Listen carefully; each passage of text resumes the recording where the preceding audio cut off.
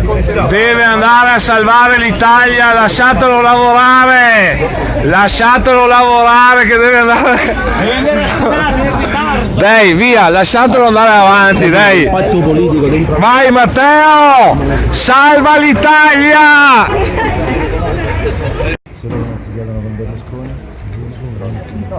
Ma questo vale per gli uni, per gli altri, mi siedo con chi, mi bacio con chi, mi abbraccio con chi, se c'è voglia di cominciare a lavorare, tutti si siedono con tutti, si guardano negli occhi e poi si non ho paura. Molti italiani mi dicono però fai di tutto per dare un governo.